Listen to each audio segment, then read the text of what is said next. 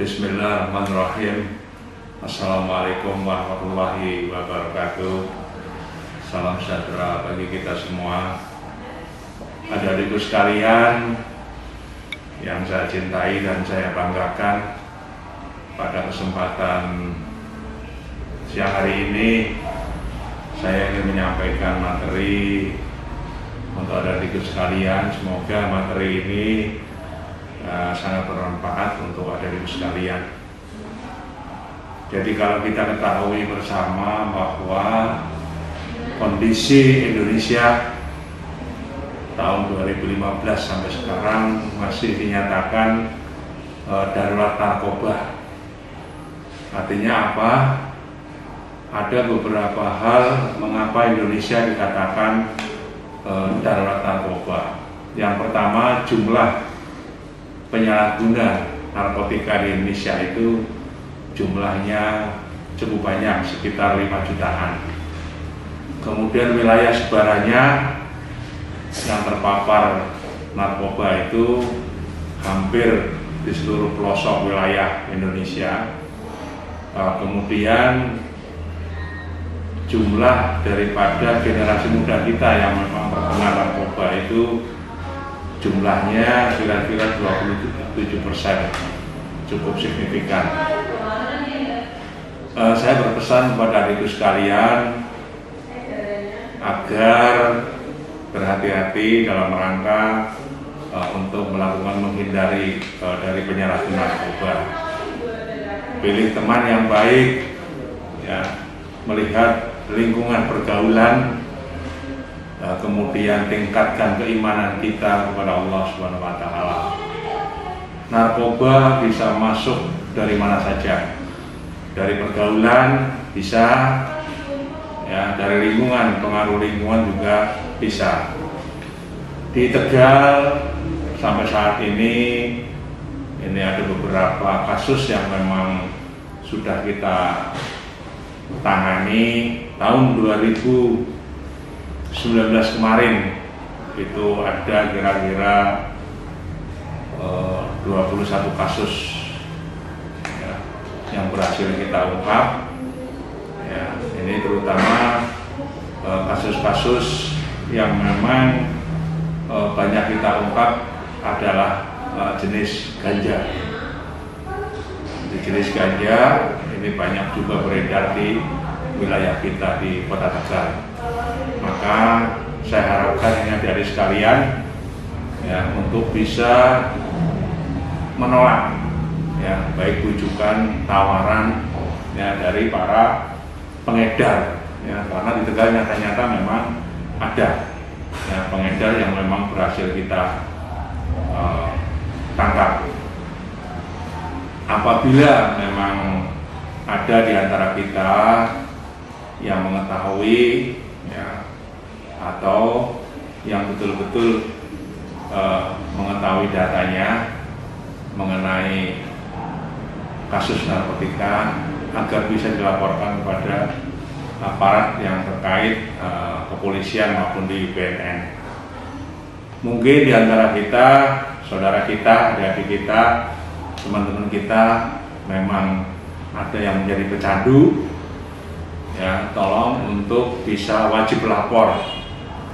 Jadi datang ke tempat kita, ke BNN, ke beberapa rumah sakit yang memang sudah kita kerjasamakan untuk bisa lapor dan nanti akan kita rehabilitasi.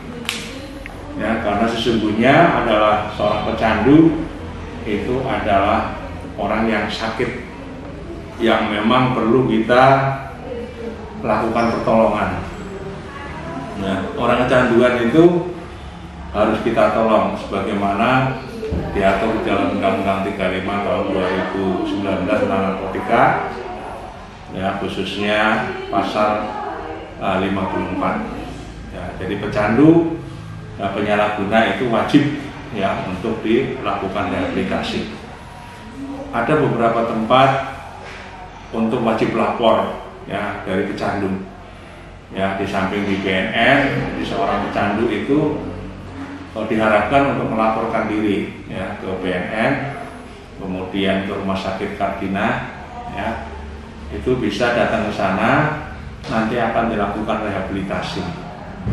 Itu sifatnya gratis, tidak dipungut biaya spesial pun, ya, karena negara berkewajiban untuk menyembuhkan yang bersangkutan. Ini banyak hal yang mempengaruhi seorang itu menjadi pecandu, banyak hal, ya. Yang pertama mungkin karena pergaulan, ya, lingkungan, ya, mungkin karena situasi di dalam dirinya, dia mengalami situasi galau atau stres, bisa juga pelariannya menyalahgunakan narkotika. Tetapi yang adik-adikku sekalian ketahui bahwa penyalahgunaan narkotika sekarang itu lebih cenderung penyalahgunaan obat-obatan atau psikotropika. Jadi obat-obatan ini yang memang secara legal beredar, ya, ataupun bisa dibeli di toko-toko, tapi penggunaannya yang memang tidak sesuai dengan petunjuk dokter, ya. Bisa juga menyalahgunakan, ya, yang kita ketahui ada beberapa jenis, ya, tanaman yang memang bisa disalahgunakan, ya. Yang kita ketahui itu ada kecubung, ya, kemudian ada juga jamur, ya, yang tumbuh di atas kotoran sapi. Nah, ini seringkali digunakan atau disalahgunakan oleh adik-adik kita, oleh anak-anak kita, ya, atau juga ada yang memang menggunakan atau ngelim, ya, menghirup, ya, lem fog, ya, itu banyak kita ketahui anak-anak pang, ya, yang seringkali menyalahgunakan lem untuk dihisap, ya, untuk disedot. Itu seringkali kita ketahui anak-anak kita. Nah, ini tentu merusak, ya, karena sesungguhnya penyalahgunaan narkotika ini akan merusak susunan saraf kita, ya, dan akan menjadi seorang yang memang menjadi pecandu, ya. Seorang pecandu pertama-tama adalah mencoba-coba. Jadi tahapan dari pecandu itu yang pertama adalah mencoba, ya, mencoba menggunakan. Kemudian pada tahap berikutnya dia menjadi seringkali menggunakan, ya, kemudian pada akhirnya dia akan menjadi pecandu. Nah, ini prosesnya. Seorang pecandu harus kita lakukan rehabilitasi, ya, harus kita dampingi, ya. Orang yang menjadi pecandu kemudian datang di tempat-tempat atau melaporkan diri tidak diproses hukum, ya. Mungkin ada di antara teman-teman adik-adik, nah, saudaranya menjadi pecandu, ajaklah ke BNN, ya, karena sesungguhnya seorang pecandu apabila wajib lapor datang itu tidak diproses hukum, akan kita obati, akan kita dampingi dan bersifat gratis. Nah, ini yang seringkali masyarakat atau pecandu belum mengetahui, ya. Jangan takut, ya, datang ke BNN apabila memang diketahui ada pecandu. Kemudian jenis-jenis daripada narkotika memang banyak sekali, ya. Ada sabu, ada ekstasi, ada ganja, ya.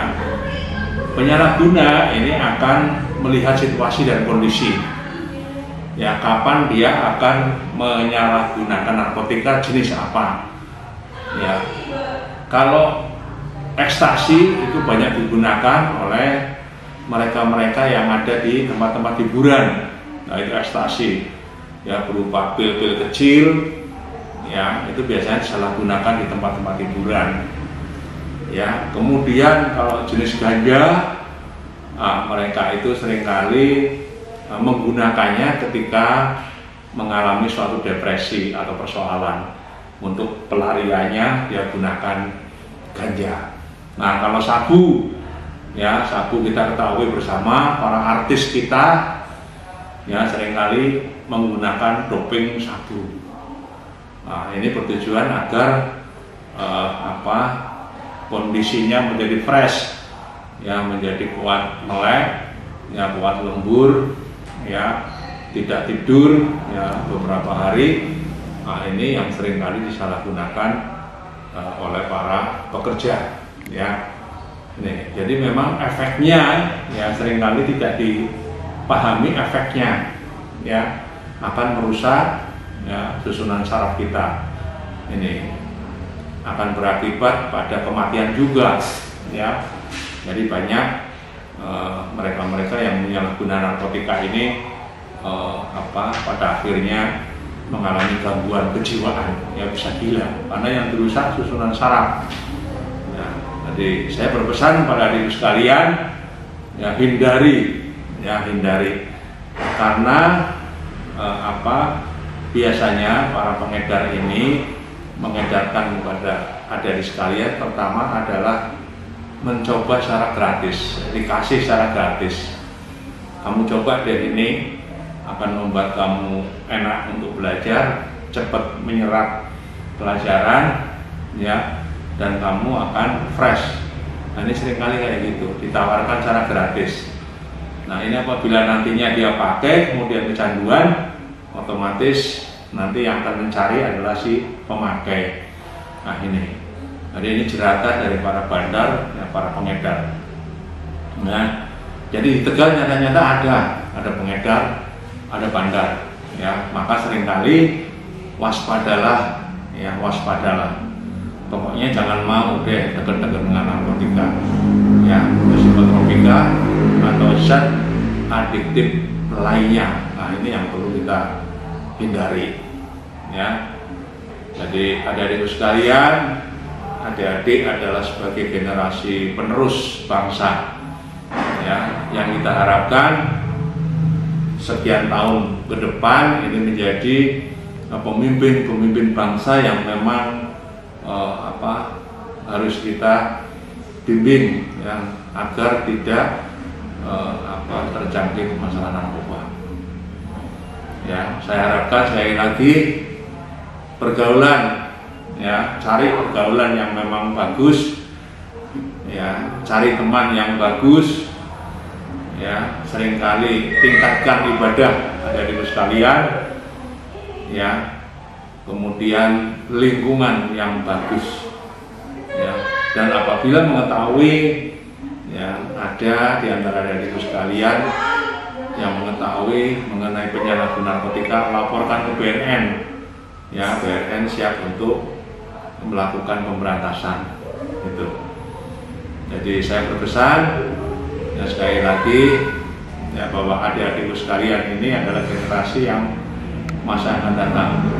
Jauhi narkoba, ya insya Allah dirimu akan baik, ya ke depan. Karena sesungguhnya narkoba adalah merusak diri kita, ya, narkoba tidak ada gunanya, ya, narkoba akan merusak masa depan kita, ya, masa depan bangsa dan masa depan adik-adik sekalian. Saya kira itu adik-adik sekalian, belajarlah yang baik, ya patuhi perintah guru orang tua. Insya Allah adik-adik akan sukses di masa-masa yang akan datang, bisa meraih cita-cita apa yang diharapkan. Sekian, terima kasih. Assalamualaikum warahmatullahi wabarakatuh.